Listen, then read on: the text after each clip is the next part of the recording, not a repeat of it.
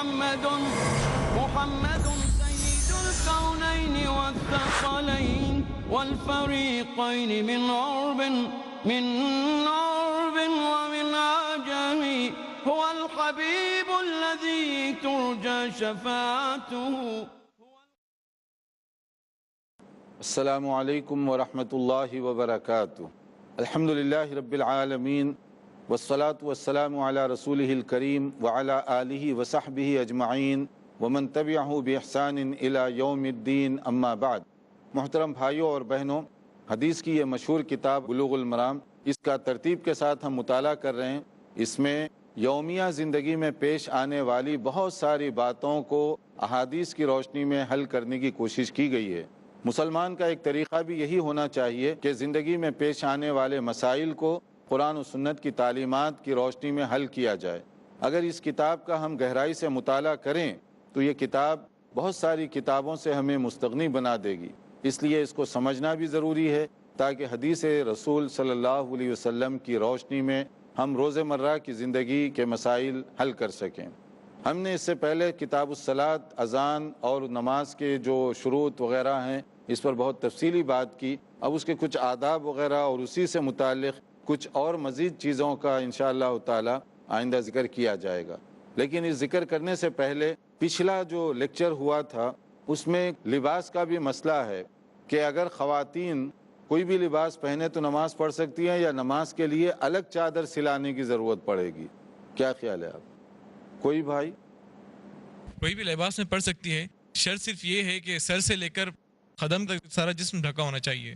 ہاں، لباس کوئی بھی ہو اس کی تعین نہیں ہے، ساڑی پہنے، میکسی پہنے، شلوار پہنے، لیکن یہ ہے کہ پورا جسم اس کا کور ہو.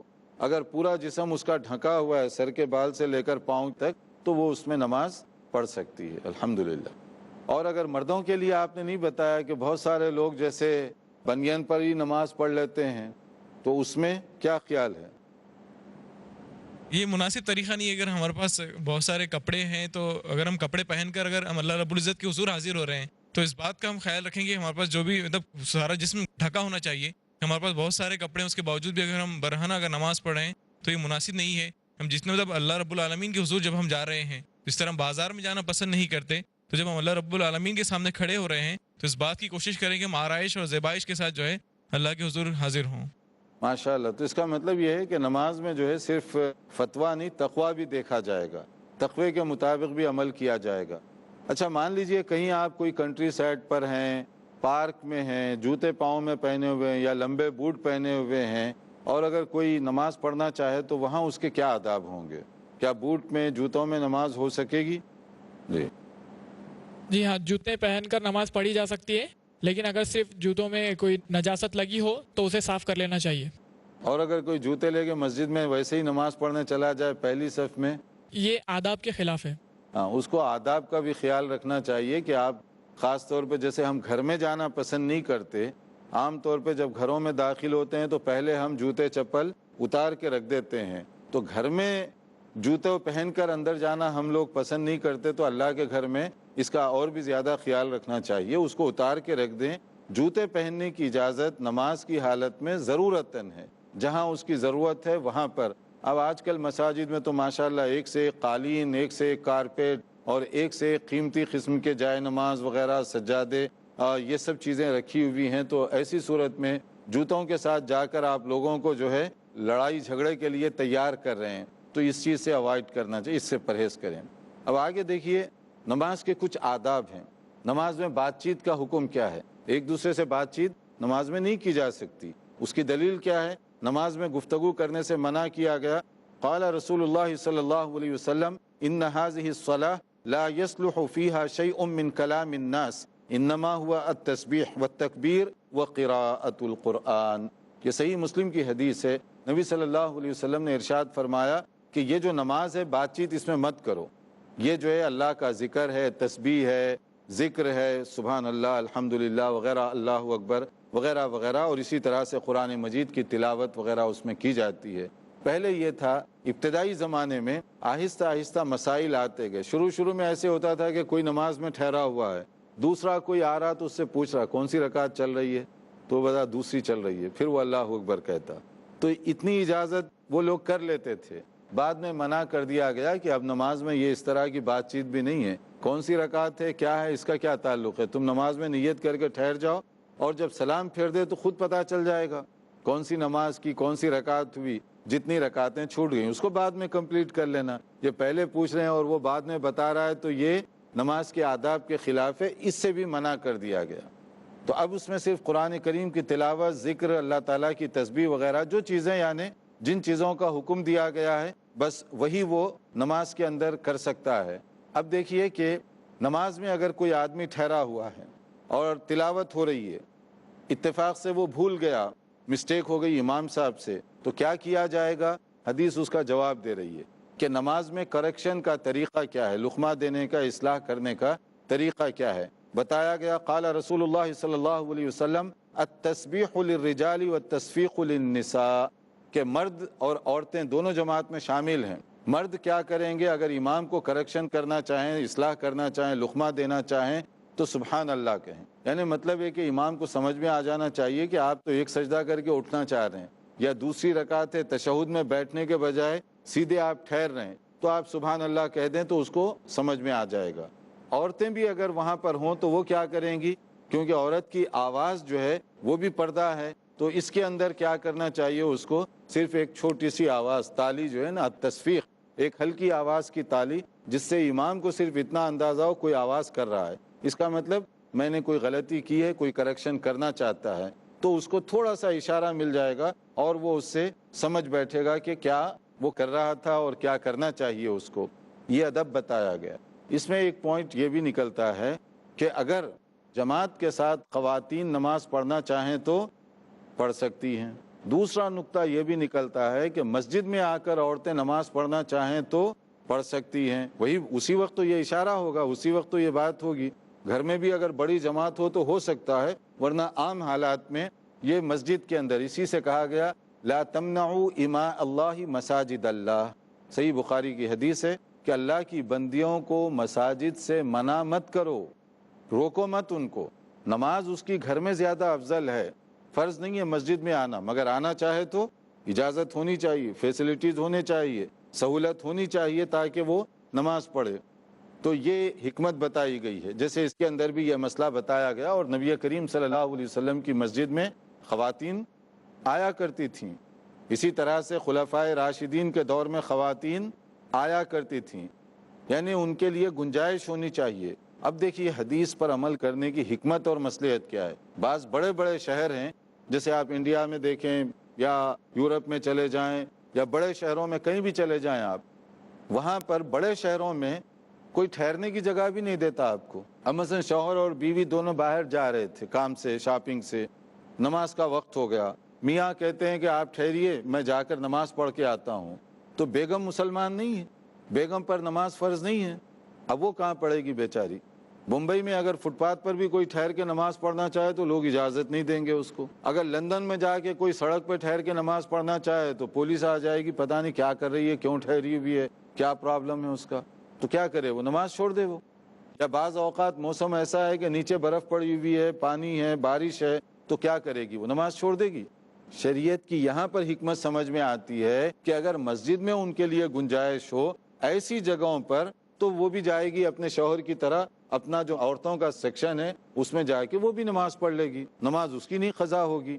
ورنہ جو ہے یہ پریکٹیکل نہیں ہے کہ اب آپ کہیں کہ ممبئی میں چاہے کوئی بھی ہو، نماز کا وقت ہوا گھر چلے جاؤ، تو کہاں سے جائے گی وہ؟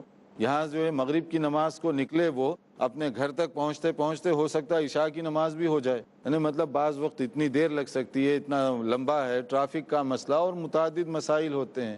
تو شریعت کی جو حکمت ہے وہ ہر چیز کو سامنے رکھ کر ہے۔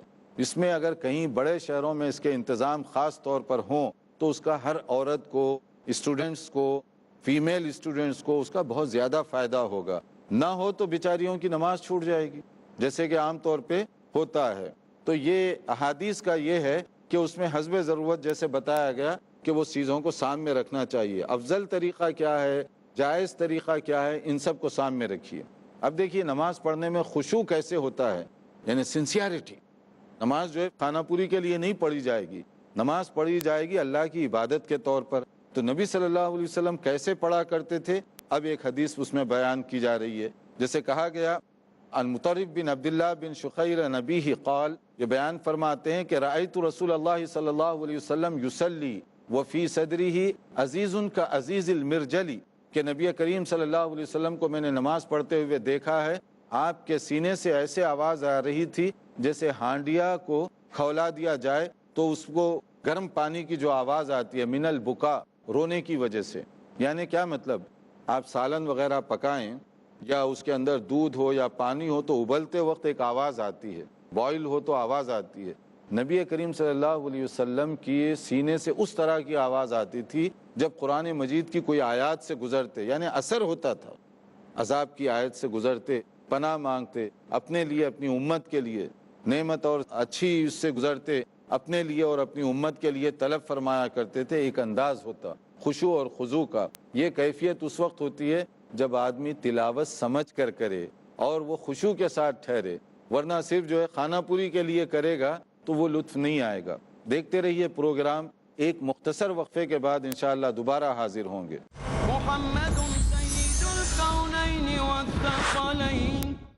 صحابہ جو تھے ایثار والے، کردار والے، اللہ پروردگار والے، ایثار و قربانی جن کا مذہب تھا، جن سے خوش رسول اللہ تھے، جن سے راضی رب تھا، شیخ رضا اللہ عبد الکریم، جو سچائی کے لیے جیتے اور اسی کے لیے مرتے تھے، جو صرف اور صرف اللہ سے ڈرتے تھے، ان کے بعد دنیا نے ان جیسا نہیں دیکھا۔ کیسی تھی صبح و شام صحابہ، دیکھیے مقام صحابہ، ہر پیر شام 4 بجے اور دوبارہ صبح 4:30 بجے انڈیا میں پیس ٹی وی اردو پر۔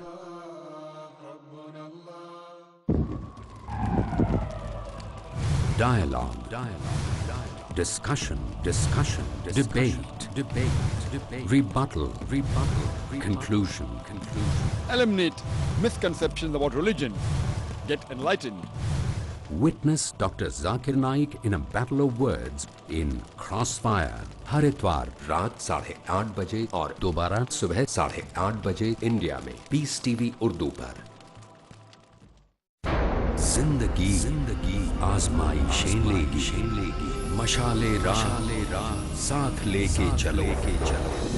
دلوں کی ٹینشنوں کا علاج اللہ تعالیٰ کے ذکر میں مضمر ہے۔ مکمل راہبری، کامیاب سرپرستی۔ شریعت نے ہمیں یہ سوچ دی ہے کہ دین کے سلسلے میں ہمیشہ اپنے سے برتر کو دیکھو، مضبوط ارادے، اپنے سے اعلیٰ انسان کو دیکھو، اور دنیا کے سلسلے میں ہمیشہ اپنے سے کمتر کو دیکھو۔ عظیم عمری مدنی۔ آپ اگر اس ایک تعلیم نبوی کو اپنی زندگی میں اپنا لیں گے، تمام ٹینشنوں سے چھٹکارا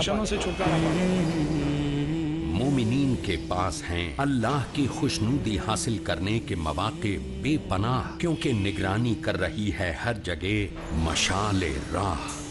اگلا پروگرام پیس ٹی وی اردو پر۔ محمد سید الکونین والثقلین۔ ناظرین، وقفے کے بعد دوبارہ آپ کی خدمت میں حاضر ہیں۔ وقفے سے پہلے ہم نماز کے کچھ آداب کا ذکر کر رہے تھے۔ اس میں خشوع کا خاص طور پر ہے کہ لوگوں کو کوشش کرنی چاہیے کہ نماز ادا کریں تو مکمل خشوع اور خضوع کے ساتھ، تاکہ اس کا بھرپور اور زیادہ سے زیادہ ہم فائدہ اٹھا سکیں۔ اب ایک مسئلہ یہ ہے کہ جیسے نماز میں گفتگو کرنے سے تو منع کر دیا گیا، اب نماز میں بعض اوقات آپ نفل پڑھ رہے ہیں، مسجد میں بھی ہیں یا گھر پر ہیں، اچانک کوئی آ گیا، سلام کیا، آپ جواب نہیں دیے، تو اس کو کیا سمجھ میں آئے گا؟ کیا آپ راضی ہیں، ناراض ہیں، غصے میں ہیں، موڈ آف ہے، کیوں نہیں جواب دے رہے ہیں؟ ہو سکتا ہے نا اس طرح کا۔ یا جماعت ہو رہی ہے، پھر تو معلوم ہے کہ سب نماز پڑھ رہے ہیں، جواب نہیں دیں گے۔ اکیلے آپ مسجد میں بھی نماز پڑھ رہے ہوں تو کبھی کبھی یہ ڈاؤٹ ہو سکتا ہے۔ تو ایسی صورت میں اگر صرف ہاتھ کا اشارہ کر دیا جائے یا کھکار دیا جائے، تھوڑا سا اس کو پتہ چل جائے گا کہ آپ نماز پڑھ رہے ہیں، تو اتنا اشارہ کافی ہے، ہاتھ کا اشارہ خاص طور پر یہ کافی ہے۔ یہ نہیں کہ جماعت ہو رہی ہے، ایک آدمی آیا السلام علیکم، ہاتھ اٹھائے، پھر سارے نمازی ہاتھ اٹھا دیے، پھر دوسرا السلام علیکم، پھر ہاتھ اٹھا دیے، یہ نہیں۔ یہ اس وقت میں ہے جب آپ جو ہے خاص طور پہ اس کی ضرورت محسوس کریں، اکیلے نماز پڑھ رہے ہیں، چاہے مسجد میں ہو، چاہے کہیں ہو، یا باہر سے آنے والوں کو آپ کوئی اشارہ کرنا چاہتے ہیں تو صرف اس حد تک اجازت دی گئی ضرورت کے لحاظ سے۔ تو وہ ضرورت کی حد تک ہی اس کو رکھنا چاہیے. جیسے ایک صحابی پوچھتے ہیں کہ قلت لبلال کیف رأیت النبی صلی اللہ علیہ وسلم یرد علیہم حین یسلمون علیہ وہو یصلی، کہ نبی کریم صلی اللہ علیہ وسلم جب نماز پڑھتے اگر کوئی سلام کرتا پھر آپ کیسے جواب دیا کرتے تھے؟ تو کیا جواب دیا گیا؟ تو فرمایا گیا قال یقول ہاکذا وبسط کفہ، کہ انہوں نے کہا کہ اس طرح سے، ہاتھ کا اشارہ کر کے کہا اس طرح سے، یعنی نماز پڑھ رہے ہیں ہاتھ باندھے ہوئے ہیں، کوئی سلام کیا تھوڑا سا، تو اس سے کیا ہوا؟ پتہ چل گیا آنے والے کو کہ بھی نماز میں مصروف ہیں، تو اب وہ برا بھی نہیں سمجھے گا، تھوڑی دیر کے لیے انتظار بھی کرے گا. ورنہ کیا ہوتا ہے بعض اوقات اب وہ سلام پہ سلام کرے گا یا سوال کرنا شروع کر دے گا اور سوچے گا کہ کیوں نہیں جواب دے رہے ہیں. جیسے بعض لوگ ہوتا ہے نا، ایک بار موبائل نہ اٹھاؤ 2 بار 3 بار 4 بار فوری رنگ کریں گے، تو آدمی جو ہے اور پریشان ہو جائے. تو عقل مند لوگ ہوتے ہیں تو وہ سمجھ جاتے ہیں بھئی ایک بار نہیں اٹھا رہا، کوئی مصروف ہوگا، 5-10 منٹ کے بعد فون کریں. ورنہ جو ہے اب وہ فون پہ فون کرنے کا مطلب ہے جو اٹھانے والا وہ بھی نہیں اٹھائے گا. پھر تو نماز میں بھی جو ہے ذرا سا آدمی کو احتیاط کے سوال پر سوال آپ کریں گے تو اس کی وجہ سے اس کو اور زیادہ پریشانی اور تکلیف ہوگی. اسی طرح سے نماز میں جو ہے بعض اوقات ہلکا سا حرکت اگر آپ کرتے ہیں تو نماز میں کوئی فرق نہیں پڑتا. جیسے نبی کریم صلی اللہ علیہ وسلم کبھی کبھی ایسے بھی ہوتا ہے کہ اپنی نواسی کو لے کر، حضرت زینب کی بیٹی حضرت امامہ، ان کو گود میں لے کر بھی آپ نماز پڑھے ہیں. تو اب بچی کو لے کر اگر پڑھیں گے تو حرکت تو ہوگی، خاص طور پہ جب سجدے میں جاتے تو آپ اس کو نیچے بٹھا دیا کرتے تھے. تو اتنی حرکت سے نماز میں فرق نہیں پڑتا، لیکن یہ سب چیزیں ضرورت کے لحاظ سے ہیں. جیسے یہاں پر کہا گیا نبی قتادہ رضی اللہ تعالیٰ عنہ قال، حضرت ابو قتادہ رضی اللہ عنہ بیان فرماتے ہیں کان رسول اللہ صلی اللہ علیہ وسلم یصلی وہو حامل امامہ بنت زینب، کہ نبی کریم صلی اللہ علیہ وسلم کبھی کبھی اپنی نواسی جو امامہ زینب کی جو بیٹی ہیں ان کو لے کر کبھی کبھی آپ نماز پڑھتے تھے. فَإِذَا سَجَدَ وَضَعَهَا، جب سجدے میں جاتے تو ان کو ایک جگہ بٹھا دیتے. وَإِذَا قَامَ حَمَلَهَا، اور جب سجدے سے اٹھتے یعنی رکعت کے لیے ٹھہرتے تو آپ کیا کرتے؟ ان کو پھر سے اٹھا لیا کرتے. تو اب یہ تھوڑی سی حرکت ہوئی کہ نہیں ہوئی؟ یعنی گود سے آپ نیچے بٹھائے، پھر سجدہ کیا، سجدے سے فارغ ہو کر گود میں پھر اٹھا لیے، تو تھوڑی سی حرکت ہے نا. اتنی حرکت کی گنجائش، زیادہ نہیں، اتنی حرکت کی اجازت اور گنجائش ہے، لیکن یہ بھی حسب ضرورت. کہیں اگر مسئلہ ہی نہیں معلوم ہے، آپ مسجد میں چلے گئے اپنی بیٹی کو لے کر، مصلی سارے آپ کے پیچھے پڑ جائیں گے، نمازی سارے کہ آیا کیوں مسجد میں، بچے کو کیوں لائے، نہ جانے کیا کیا، تو مختلف قسم کے لوگ اعتراضات کریں گے. تو یہ پہلے ذہن سازی بھی ضروری ہے، اور مسائل معلوم کریں تو لوگوں کو معلوم ہوگا کہ اس کے لیمٹس کیا ہیں، باؤنڈریز کیا ہیں، کس حد تک آپ کر سکتے ہیں، کس حد تک نہیں کر سکتے. اسی طرح نماز آپ پڑھ رہے ہیں، کبھی کوئی خطرے والی چیز سامنے آ گئی، کیا کریں گے؟ اس میں آپ اس کو مار سکتے ہیں. جیسے سانپ آ گیا، اب آپ کہتے ہیں نماز میں تقوی کے خلاف ہے، تو پھر سانپ تو اپنا کام پورا کر دے گا. تو اس لیے وہاں پر آپ کو اس طرح کی کوئی چیز ہو جائے تو اس کے مارنے کی اجازت ہے. سانپ آ گیا، بچھو آ گیا، یا اچانک آپ دیکھیں آگ بھڑک اٹھی، تو آپ پوری نماز پڑھنے تک کیا ہوگا؟ آگ اپنا انتظار کرے گی کہ جناب آپ نماز پڑھ رہے ہیں، پڑھ لیجئے، دعا وغیرہ کر لیجئے، پھر ہم اپنا کام کریں گے. ایسا تو نہیں ہوگا. تو ایسی جو ڈینجر چیزیں ہیں اس میں آدمی کو ذرا چوکنا رہنا چاہیے. تو جیسے بتایا گیا کہ نبی ہریرہ رضی اللہ تعالیٰ عنہ قال، حضرت ابو ہریرہ رضی اللہ عنہ بیان فرماتے ہیں قال رسول اللہ صلی اللہ علیہ وسلم اقتلوا الاسودین فی الصلاۃ الحی والعقرب، کہ اگر تم نماز میں ہو اور 2 سیاہ چیزیں، سیاہ کا مطلب صرف کالا رنگ ہی نہیں، ڈینجر چیزیں، کوئی بھی خطرے والی چیزیں، اور خاص طور پہ اس میں مثال دی گئی سانپ اور بچھو کی، کیونکہ یہ بہت زیادہ ڈینجرس ہیں اور نقصان پہنچا سکتے ہیں. تو ان میں سے کسی کو دیکھو تو فوری مار دو، تو مار کر پھر اپنی نماز آپ کیری آن کر سکتے ہیں. یہ خطرے کے وقت میں اپنے آپ کو خطرے سے بچانے کے لیے اس طرح کرنے کی اجازت دی گئی. یہ ہے نماز کے سلسلے میں چند خاص آداب جو بتائے گئے. تو آگے بڑھنے سے پہلے تھوڑا سا میں دیکھوں کہ آپ لوگ جیسے اس سے پہلے کچھ باتیں بتائی گئی تھیں وہ آپ کو سمجھ میں آ رہی ہوں گی، اگر نہیں آئی تو پھر آپ پوچھ لیں اگر کوئی مسئلہ ہو. آپ کچھ پوچھنا چاہ رہے ہیں؟ جی شیخ، آپ نے ابھی جو بتایا کہ نماز میں حسب ضرورت ہلچل کی جا سکتی ہے، جیسے کوئی بچے کو اٹھانا ہے، اسے بٹھانا ہے، اس طرح کی چیزیں. بعض لوگ کہتے ہیں کہ یہ حکم منسوخ ہو چکا، یہ حدیثیں جو ہیں یہ منسوخ की गई हैं, तो इसके बारे में ज़रा वजाहत कीजिए। देखिए मेरे भाई, हदीस को मनसूख करने के लिए भी कोई हदीस चाहिए ना। मेरी और आपकी ओपिनियन और ख्यालात से हदीस मनसूख नहीं होती। हदीस को कैंसिल करने के कोई ख़ास दलील चाहिए। ये जो चीज़ें बताई गई हैं, ये पहले ही गुजरा कि बातचीत करना इससे मना किया गया, ये मनसूख हो गया, ये आप कह सकते हैं बाद में आने वाली अहादीस के ज़रिए से। और ये जो हरकत है, इसको मनसूख करने के लिए हमारे पास कोई दलील नहीं है। तो अगर कोई ऐसा, मसलन आप ये कहना चाहते हैं कि अगर सांप आ जाए तो अब आप हरकत ना करें, तो ये कैसी बात होगी? या कोई बिच्छू निकल आए वहाँ पर और आप जो है वैसी नमाज के अंदर ठहरे रहें, ये कैसी बात होगी? ये चीज़ जो है वैसे भी कॉमन सेंस की है कि अगर ये कोई ख़तरे वाली चीज़ हो तो आपको चाहिए कि उस ख़तरे से पहले निमट लें। और शरीयत हमें खामखा तंग करना नहीं चाहती कि आप जो है अपने आप को नुकसान पहुँचें। अगर आप जानकर अपने आप को नुकसान पहुँचाएंगे तो ये तो शरीयत के मिजाज के ख़िलाफ़ होगा। अल्लाह ताला ने सहूलत जहाँ रखी है, हम अपनी तरफ से सख्ती करके उस सहूलत को ख़त्म ना करें। ये और जी शेख, एक और सवाल है। बाज़ लोग ये कहते हैं कि उमर रज़ियल्लाहु ताला अन्हु ने औरतों को मस्जिद में जाने से मना कर दिया था और वो खुलफाए राशिदीन में से हैं, इसलिए उनका इज्तिहाद मान लेना उम्मत के लिए ज़रूरी है। और वो इस तरह की मतलब लॉजिक पेश करते हैं कि देखो, अल्लाह के रसूल के ज़माने में तो क़ैदी भी मस्जिद में बांधे जाते थे, अनाज भी मस्जिद में रखा जाता था और हुकूमत के सारे फ़ैसले मस्जिद में किए जाते थे। यानी वही जेल खाना था, वही गोदाम था और वही पार्लियामेंट था। तो क्या आज के ज़माने में आप उस तरह से करेंगे? माशाअल्लाह, अच्छी बात आपने की है कि हज़रत उमर रज़ियल्लाहु अन्हु के ज़माने में औरतों को रोका गया है। पहली बात तो जो है ये इस बैकग्राउंड में बात दुरुस्त नहीं है। हज़रत उमर रज़ियल्लाहु अन्हु नबी करीम सल्लल्लाहु अलैहि वसल्लम के फ़रमान के ख़िलाफ़ कैसे जा सकते हैं? नबी ने तो कहा, सही बुखारी की हदीस है, ला तमनऊ इमा अल्लाह मसाजिद अल्लाह, अल्लाह की बंदियों को मसाजिद से मत रोको। अब इस क्लियर कट हुक्म के बाद किसके अंदर कोई जसारत हो सकती है कि वो नबी के ख़िलाफ़ इस तरह का कोई फ़ैसला करे? ज़्यादा से ज़्यादा जो बात आपको मिलेगी वो ये कि मर्दों के लिए एक दरवाज़े को मुकर्रर कर दिया गया आने का रास्ता, ख़वातीन के लिए एक और जगह को मुख्तस कर दिया गया ताकि ख़वातीन उधर से आएँ, आपस में इख्तिलात और मुठभेड़ ना होने पाए। इसको रोकना नहीं कहेंगे, आने की बाकायदा इजाज़त है, लेकिन यह है कि उनका रास्ता अलग अलग कर दिया गया। तो ठीक है, अभी भी जब मस्जिदें बनाई जाती हैं, हज़ारों लाखों रुपये खर्च करके, लाखों डॉलर खर्च करके मस्जिदें बनाई जाती हैं, तो क्या औरतों के लिए अलग एंट्री गेट नहीं लगाया जा सकता?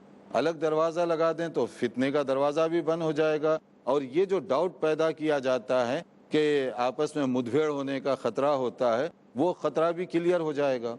मगर एक और कॉमन सेंस की भी बात है, ये सारे मसाइल कि औरतें अगर मस्जिद में आएँ तो फितना होगा, ये डर है कि इख्तिलात होगा, यही बात है ना। तो यहाँ पर तो ये मसाइल हो रहे हैं। सड़क पे आप चले जाते हैं तो वहाँ डर नहीं होता, वहाँ सड़कें अलग हैं। या आप जो शादी खाने में जा रहे हैं, वेडिंग हॉल में जा रहे हैं, तो देखा है वहाँ का तमाशा।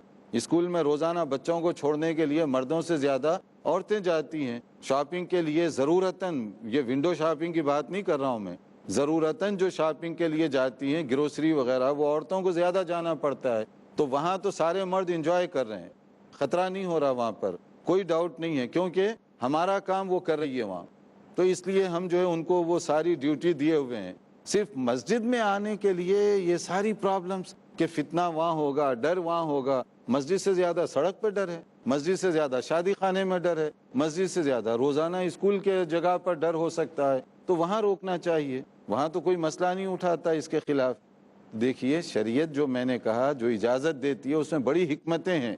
हम ये नहीं कहते कि मस्जिद में आना उसके लिए फ़र्ज़ है, हम ये कहते हैं कि उसकी इजाज़त है और उसकी गुंजाइश मसाजिद में होनी चाहिए और बड़े शहरों में उसकी ज़रूरत है। हर आदमी, चाहे वो किसी मकतब फ़िक्र का हो, वो सब जानते हैं कि बड़े शहरों में वाकई ज़रूरत होती है। वरना मेरा ये क्वेश्चन आपसे सिंपल है, दिल्ली में, मद्रास में, बेंगलोर में, मुंबई में, ये जो बड़े शहर हैं, नमाज का वक्त हो गया, ख़वातीन के लिए मस्जिद में गुंजाइश नहीं, तो आप कहाँ जाकर उसको नमाज पढ़वाएंगे?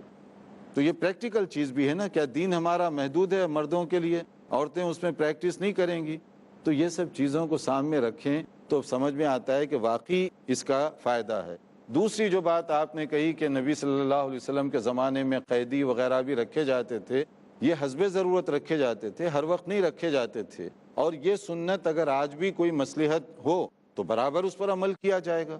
نہیں کرنے کی وجہ سے ہم مساجد کی اہمیت کو گھٹا دیے, صرف 4 رکعت کی مسجد بنا کر رکھ دیے, اس کی جو سوشل حیثیت تھی, مرکزی حیثیت تھی, وہ سب ختم ہو گئی. ورنہ غیر مسلم کے وفود مسجد میں آیا کرتے تھے نبی صلی اللہ علیہ وسلم کے زمانے میں. آج بھی چاہیں تو آ سکتے ہیں. آج ہماری مسجد کے دروازے کیوں بند ہیں؟ کس نے منع کیا ہے ان کو؟ ہم لوگوں نے منع کیا نا, شریعت تو نہیں منع کر رہی ہے. جو جہاں ضرورت ہے وہ اگر خطبہ سننا چاہتے ہیں, درس سننا چاہتے ہیں تو نہیں آئیں گے, آ سکتے ہیں. یہ اور اس طرح کی بہت ساری ہماری ماشاءاللہ باتیں ہیں جو نماز سے جڑی ہوئی ہیں, مساجد سے جڑی ہوئی ہیں, اور بہت سی غلطیاں, غلط فہمیاں, کنفیوژنس, یہ سب چیزیں اگر ہم حدیث پر توجہ دیں انشاءاللہ تعالی ایک ایک کر کے حل ہوتی جائیں گی. دیکھتے رہیے ہمارا پروگرام. باقی مسائل کے لیے انتظار کیجئے ہمارے اگلے لیکچر کا. انشاءاللہ نئی معلومات کے ساتھ حاضر ہوں گے. والسلام علیکم ورحمۃ اللہ وبرکاتہ. مولاي صل وسلم دائما أبدا على حبيبك